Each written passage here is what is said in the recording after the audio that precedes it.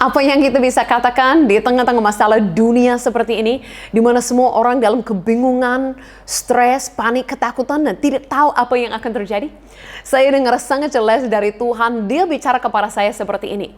Kuatkan dan teguhkanlah hatimu.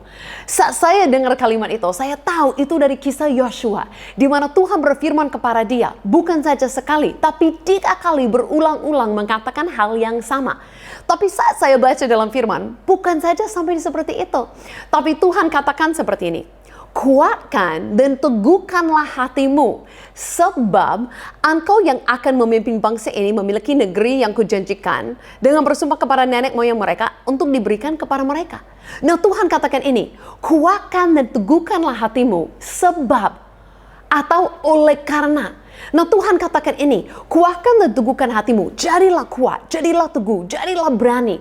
Bukan saja untuk dirimu sendiri, tapi karena kamu akan memimpin orang, akan punya dampak kepada orang lain. Kalau Yosua, dia akan memimpin orang masuk dalam tanah perjanjian.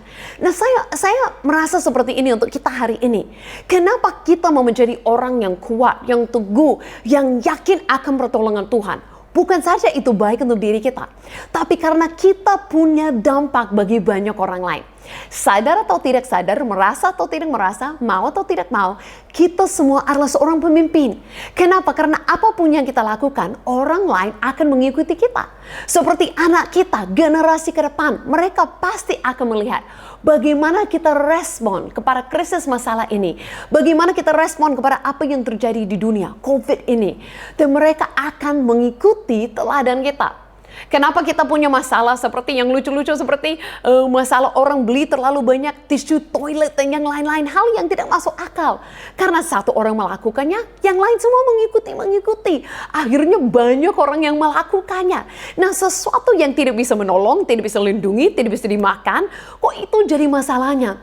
Nah, itu karena semua orang lagi ikut-ikutan, apalagi melalui sosial media. Jadi hari ini kita punya pilihan. Kalau kita kuat dan teguh, bukan saja itu berarti bagi diri kita sendiri, tapi itu akan sangat berarti bagi orang lain. Bukan saja kita yakin akan janji Tuhan, bahwa Dia akan melindungi kita, Dia akan memberikan keamanan bagi kita, Dia akan menyelamatkan kita, menyediakan semua untuk kita. Tapi kalau kita yakin dan teguh akan itu, kita juga akan menjadi pemimpin melalui sosial media, melalui WA. Kita juga akan memimpin orang lain untuk datang menikmati janji-janji Tuhan. Jadi sadarilah hari ini, kita semua adalah seorang pemimpin yang bisa memilih dalam situasi ini untuk memimpin orang kepada apa? Memimpin orang kepada ketakutan, kepada panik-panikan, kepada stres dan kekhawatiran, atau memimpin orang untuk bersama-sama dengan kita nikmati semua janji Tuhan. Saya percaya kita semua akan milih hari ini untuk menjadi kuat dan teguh.